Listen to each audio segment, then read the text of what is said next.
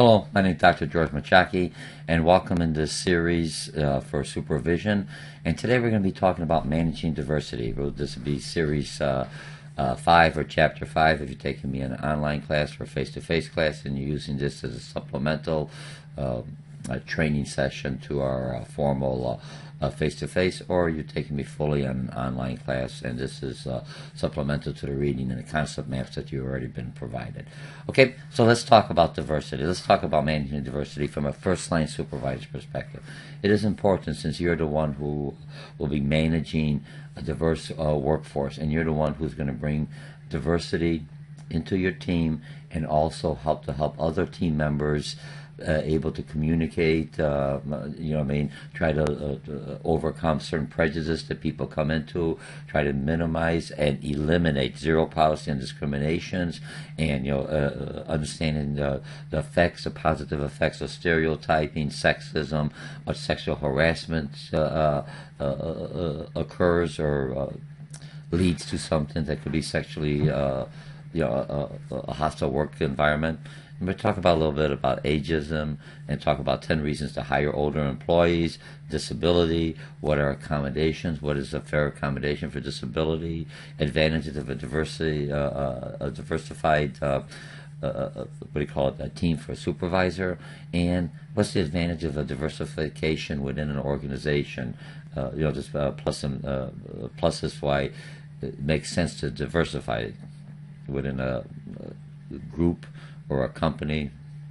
Okay, and then how do I improve on communication, and what do I look like? What do I look at? Because communication, the nonverbal cue is a little bit different from different cultures, and laws about discrimination. Okay, so let's go into this diversification first.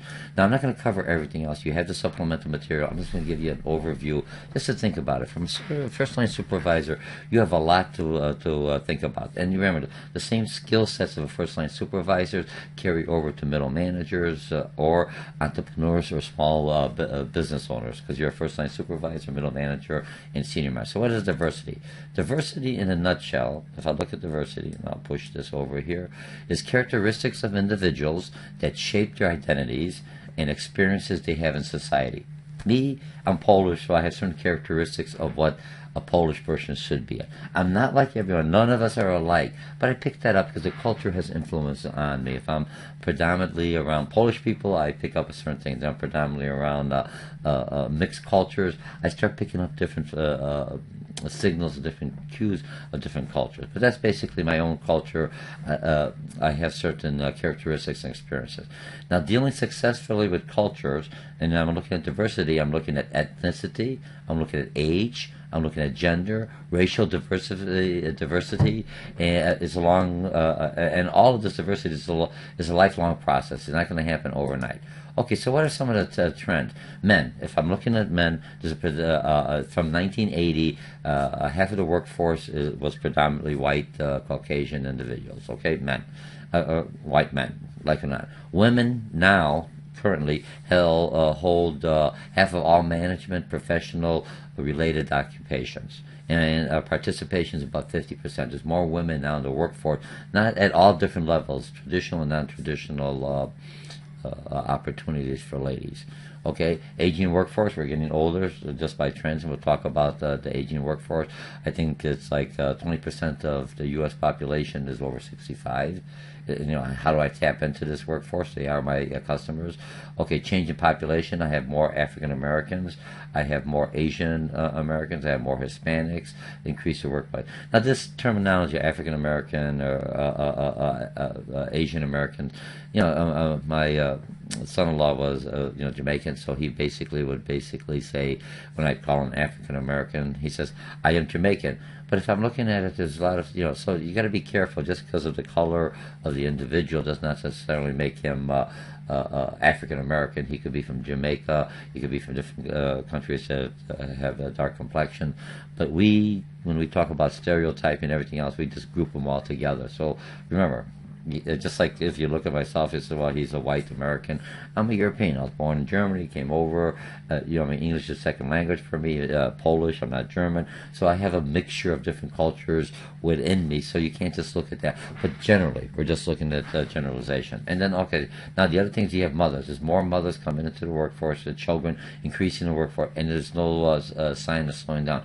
There's a higher divorce rate. There's less women getting married. They're cohabiting together, so they have kids. So from a supervisor, there's different, what do you call it, challenges that will be presented to you, and you have to be respectful to the individual because she is still a vital workforce, a vital individual within my team, and I should be able to accommodate and be able to incorporate and make flexibility of my what do you call it, how I manage over this diverse workforce, okay? Now, challenges. Here's some challenges for super. You need new skills to communicate. You can't communicate like the old days. I've been around, so you yell. You have to have more sensitivity. You have different cultures. Certain words I say are very offensive to other individuals. Certain words may not mean the same thing that I'm saying because in their culture it's translated, so they may have some confusion. And, collaboration effectively with a broader range of individuals. How do I get the people to collaborate, to work together as a team? That's what my main function as a mentor, trainer, is basically to get the job done with a diverse team. Okay, now prejudice, real quickly. It's a preconceived judgment about an individual group. We all have some prejudice. We grew up with some prejudice, but how much of that prejudice does affect us? You know what I mean? And just because of the environment.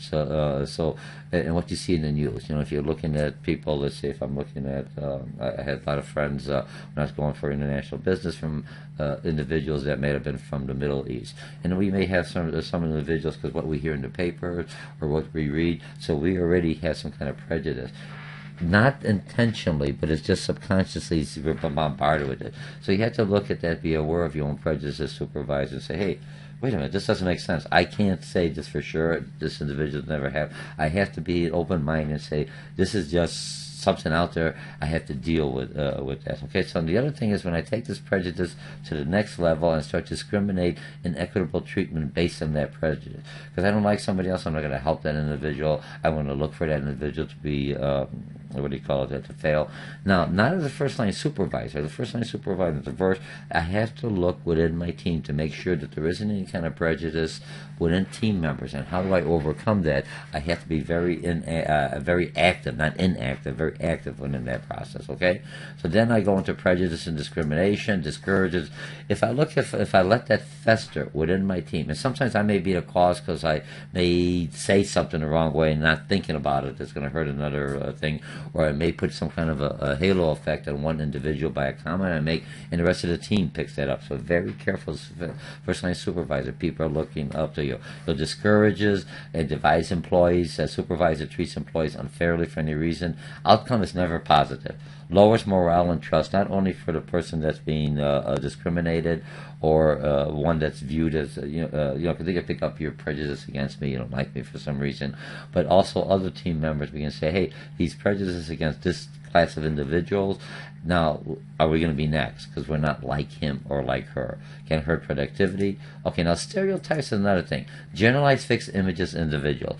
If you look, the people coming over here to the United States, they may have a stereotype of all Americans are obnoxious, they're very hyper, they all have road rage. Now, that's just a stereotypical thing you see in the movies, in the media, and what you're exposed to. Until you meet, I have some individuals that come to me and they say, I love Polish people. All Polish people are really good. You haven't met all the Polish people. You might have met 5, 10, a very small, but there are a lot of bad Polish people. The other thing, I run into a Chinese individual from China, and she goes to me and she says, I have problems. All these people think I'm good in math. I hate math. Math is terrible. Remember, we just got the perception that all Chinese people are excel in math. There's 1.5 billion Chinese, and we think all people from India excel in computer technology. There's 1.5 billion Indian.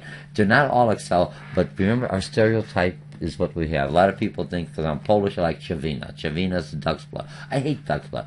But stereotypes are there. We have to be able to overcome them and say, I'm not looking at it. I'm a little different. Stereotype means every person is like that. Generalization is what I'm looking at. In the general population, there's a majority of people may like Polish Chivina or duck's blood, but not all. All, general population, they have a higher percentage of more people that in China that love mech. I got 1.5 billion. We only got 500 million. There is a big difference. Come on, there's more Chinese than there are Americans. I have a higher percentages. I'll see more people that have higher skills in mathematics because they come over here for training. It's just what we expose. But if you go to China, you'll find out that it may not be the same case. It's just our stereotype. Okay, now let's and let's say it's often unintended, occurs simply because human beings tend to put information into categories, prefer things that are more familiar, and you learn that from psychology. It's easier. We like to categorize everything. Okay. Now, the other thing is sexism, discrimination based on gender or stereotype. Example, passing over a woman for a physically demanding job, or passing over a woman for an overseas assignment because women don't like to go overseas, or because they're going to a Middle East country and they won't be able to deal with people because women may not be at the same stature. If I look at a lot of Middle Eastern countries, if you look at the women, there's a higher percentage of more women in higher levels in certain managerial companies or certain things than they are in the U.S. And the reason I'm saying that is because our perception. They may have different cultures, but we see it through our views. Now we have to look at their culture, and we may find out. Some countries, yes, that could be the case, but the majority of all Middle Eastern that is not necessarily the case. Especially when I'm dealing with business to business situation. You got the talent, you got the education. So you got to be careful about. Okay, sexual harassment, unwanted sexual attention. I'm looking at, hey, you're right. Unwanted sexual advances. Hey, you want to go out with me over and over again? Verbal abuse, contact in the work. And it can not be directly. I'm using a derogatory wording or demeaning pictures or anything else. Requests for sexual favors, including body language like whoa, you know what I mean? Displaying of images, sexual harassment is illegal. Supervisors have to adopt a zero tolerance. I see something there. I say, hey, that is not acceptable. I do not want that. That's it. Next time I'm writing you up. Give the person an advantage. Because a lot of times you have younger individuals that may be the slang or something in their culture. They don't think it's anything else as sexual harassment. But remember, I don't have to deal with that individual. It's the person who thinks that she's being harassed or he. It's not always the women. There's a lot of times, just a lot of gentlemen may think I'm attractive. I'm making things up. You know what I mean? So it could be who's ever in power. Are they, or team members, are they wanting some kind of sexual favor because of proximity, or because they're in a team, because they're more forceful than the other ones? You have to make sure you control it. Okay? All right. Now, bona fide, when I look at this, is bona fide occupational qualification. Title VII allows for sexual discrimination where it's bona fide.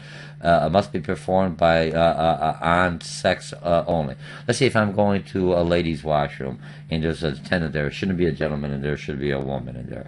Actors, models, restroom attendants, security guards, and maximum prison are basically women security guards in maximum prison. Otherwise, you're going to have some sexual harassment cases if they have to forcibly contain a prisoner. Even though there's women and men in those facilities, there's always a woman to make sure that there is no sexual harassment or anything else inappropriately going on there. And the FAA, for airlines, a limit of age 64. At 64, you shouldn't be flying a plane. Because you're taking the risk of a lot of individuals. Not that you can't be a good pilot, trust me. I'm in that age group coming up in there, so that's not the case. It's just you have to look at the safety. There's a higher percentages, maybe your reaction time and everything else, or something. It's not up to me to make that decision, but those are one bona fide occupational acceptances, so it's permissible. Okay, now when I look at this next one is ageism. When I'm looking at how old different age ages. Some people expect older workers expect older workers. Again, stereotyping. To perform less effectively. Evidence shows such negative expectation are often unfounded.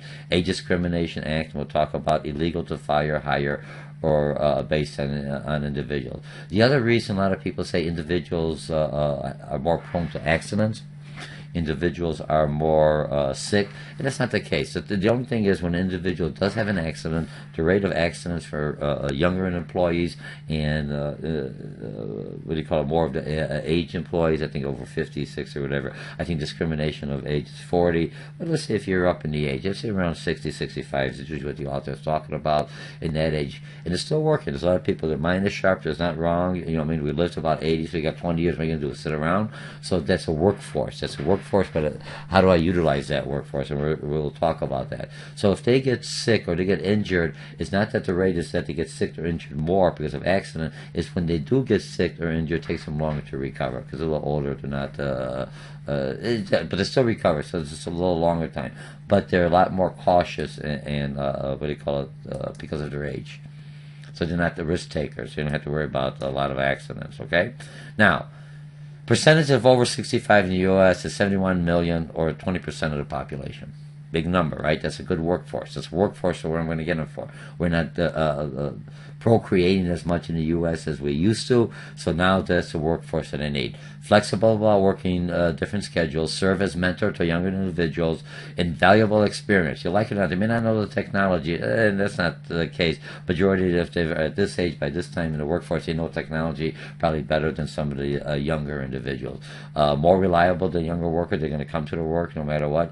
Add diversity of thought and approach, they're thinking differently, they're more loyal, and that's not wrong. A younger person is still trying to find his niche or her niche, and I understand how I was. I'd go from job to job, not job hopping, but I do so much I've learned. I want to expand until a certain time you just go and say I've learned so much. I want to learn, but at a steadier pace instead of I want it right away. Okay. Take work seriously, establish networks. We already have networks, and less likely to quit. Okay. Now, disability. Let's talk about disability. Physical and mental impairment limits a major life activity, a record of such impairment. My wife had a stroke a while back, so she's lost a lot of her activity. She's 10 years younger than me. But, nothing about that, but something happened. She's still very functional, but she may not be able to speak. She has a brace. She has it, but she's still a functional member of society. As for workers, some people say, hey, well, she's like that. What is the job task I'm making her do? Am I making her talk to individual? I'm making her do certain tasks that she's more than competent to do it. I shouldn't look at that disability. That's all disability. It just says there's something out there, but there's a combination. Now, when I look at accommodations for disability, qualified individual with disability has to have a qualified disability that is recorded, that you're not making it up, for lack of it, can perform essential function of a job with maybe some kind of accommodations. Now, a lot of companies, and it doesn't mean if I'm coming in a life support system, everything else, I'm a small business, that's excessive accommodation. I'm not being disrespectful for disability. Remember, I mentioned my wife. I understand it. I'm dyslexic on that. I understand there's a lot of disabilities you could overcome, but you still, when you do the accommodations, it should be in the range of your how much of accommodation. I think that it comes like 2,000, 5,000. Depends. There's a number. What is an accommodating accommodation? Remember, someone who's really disabled, I can't afford that. It's not right. But if I do some accommodations for that individual, I don't drop the performance requirements for one who doesn't have the accommodation. They just basically have a tool, and they have the same requirements to meet the same goal set. But they may do if I have a speech or a hearing impairment. I have a hearing aid, and that helps me. If I can't see, I have a braille. I could still be just as productive as one that has the sight. I just had that accommodation. Okay, do you see what I mean? So you don't drop it down and say, well, she's got the accommodation, I'm going to reduce.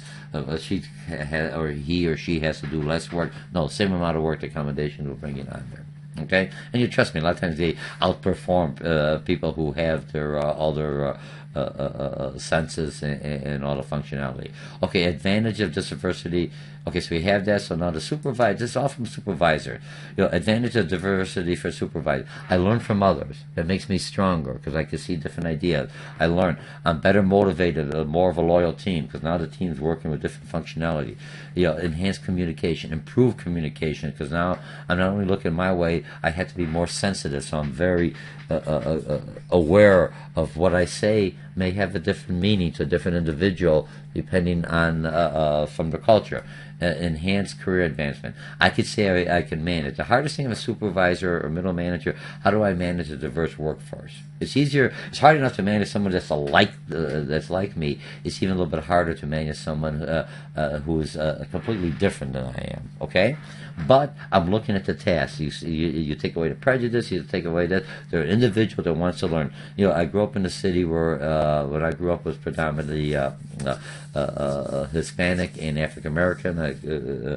Coming from a large family, and so 10% was basically a white individual, poor individuals who were in the city at that time. The neighborhoods has changed, but I understand that. But after a while, you don't look at the color, everything else. You're in the same situation. You look at the individual, the person inside. That's what you're looking at. But each individual is different, so you learn. The more you're exposed to diversity, you're a lot more sensitive to your own culture and to different nonverbal cues. Okay. Now, the advantage for diversity of an organization, when I look at this, now, one of the biggest advantages, attract and retain the best employees, increase productivity, different ideas, higher morale, motivation, because the different cultures will bring up their own, work ethics, a resilient workforce, no matter what happens. They're flexible because they come up with new ideas, greater innovation, reduced turnover. People like to be in a diverse workforce, greater market share because I represent the market that I'm serving. Okay, let me speed this up a little. Improves my communication. Again, like I mentioned before, nonverbal. Look, in the U.S., when someone doesn't look at me or they look down, you're thinking, oh, the guy's either lying or she's lying or they're timid or afraid to say. They're very timid. Asian cultures, I'm not stereotyping, not all. There's a lot of Asian people who be right in my face, or some American. But Asian cultures from Asia, China, India, in the hemisphere, they, more or less for Asian, it's disrespectful to stare a person in the eye. So, to them, it's nothing wrong with them. Same thing when I go, okay, I'm looking, I'm nodding my head. In the U.S. means I'm in agreement. Yes, they like my idea. This means no. But in a lot of cultures, the Asian, when they're just nodding their head, they're just acknowledging, I heard you. I don't agree with you. I'm just heard. So I'm looking, yeah. They love it, but they're saying, yeah, keep on talking. I'm listening to you. I hear you, but I'm not agreeing. We're Americans, we're blocking out, yeah, I like that. Otherwise, we go, I don't know. We're sending different messages. So remember, the nonverbal is very important. Body language, supervisor, choose words more carefully, because if I say, hey, are you hot? In the U.S., again, let's go back to our discrimination and sexual harassment. You got to be careful. If I tell somebody, you're hot. Hey, are you hot? What does that mean? Are you hot because of the temperature? Are you hot because you're attractive? Do you see what I mean? So some of the words, you got to be careful how you state it, depending on how the other individual is going to pick it up. Okay, and the same thing. I was doing something else. Somebody from Britain or UK, they come over here and just hired an individual, and they go say, "Hey, where's the crack at?" They go, oh my God, what did I hire? And in their culture, crack is like, where's the good time at? They're not talking about crack cocaine. They're talking about crack. You see how just one word, and all of a sudden someone hears that, oh my goodness, what is going on? You have to be careful, and you have to say, hey, there's some kind of slangs that you don't use, there's some things that mean different things in this culture. Okay, diversity training, formal training. To have it, don't expect that people, once I put them in, they're going to love and get together. No different if you bring... my daughter-in-law is Mexican, so when I came and met her family, that's good. She gave me information. Don't say this, expect this. I don't know. The same thing when my wife came to my family. At that time, they're all Polish. These are the cues to understand. you have to have formal training, and basically it's not only for your current employees, for new employees coming in. I have someone from India, I have someone from China that they look down and they're very quiet, may come across as timid, or I have another individual that's very loud or speaking, may come across as too aggressive. I have to talk to that individual to make sure he or she is aware of the culture they're coming in, and I make sure the culture that's existing make them aware of individuals coming in as different. So it's formal. Required awareness, multiculturalism is there, helps reduce prejudice and stereotyping, and I had that spelled wrong.